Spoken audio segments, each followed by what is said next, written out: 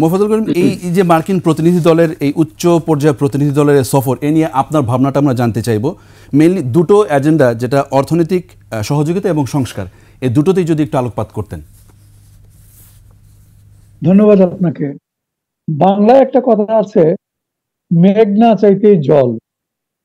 এই যে সফরের খবরটা যখন আমি প্রথম শুনলাম, এই 2-3 দিন আগে বোধহয় গণমাধ্যমে আসলো, তখন আমি ভাবলাম বারে কি সুন্দর সময়ে একদম মণিকাঞ্চন যোগ বলতে যা বোঝায়।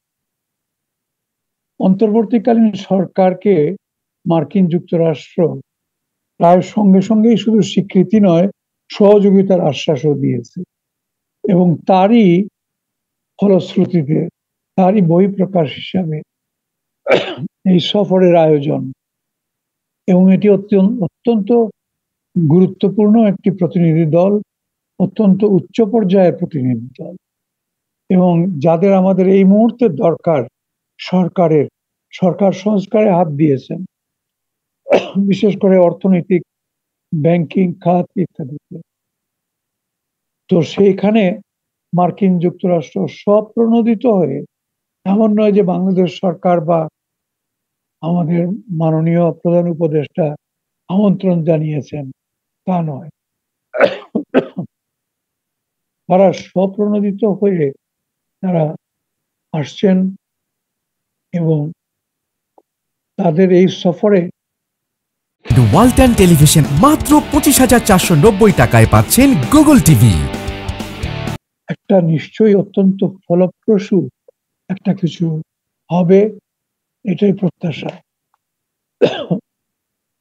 এখানে সবচেয়ে বড় কথা হচ্ছে আমাদের যে সংস্কারগুলো কথা সরকার ঘোষণা করেছেন, একদম প্রায় প্রত্যেকটা প্রশাসনের প্রত্যেকটা সেক্টর সম্বন্ধে বলা হয়েছে সংস্কার হবে। তো সেখানে এই অন্তর্বর্তীকালীন সরকারকে সর্বাত্মকভাবে সহযোগিতা দানের জন্য যেটা হতে পারে, সেটা হচ্ছে আমাদের শিল্প খাত, আমদানি রপ্তানি। কারণ আমরা সবাই জানি যে মার্কিন যুক্তরাষ্ট্র হচ্ছে বাংলাদেশের তৈরি পোশাকের সবচেয়ে বড় আমদানিকারক।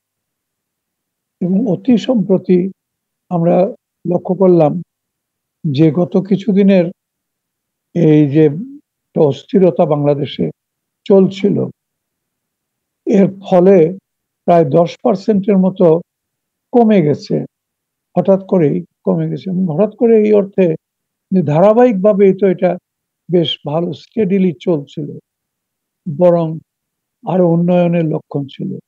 কিন্তু সারা দেশব্যাপী এই এতে হয়তো অস্থিরতার কারণে কমে গেছিল।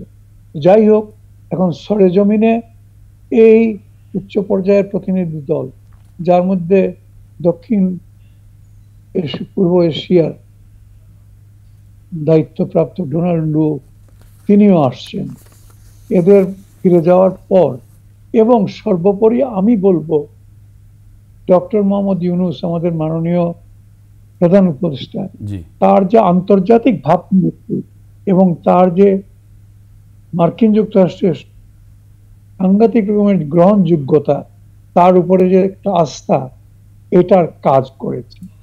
এবং আমরা অবশ্যই একটি ইতিবাচক ফলাফল চাই এই আলোচনার মাধ্যমে। ধন্যবাদ আপনাকে জনাব মোফাজ্জল করিম, ধন্যবাদ।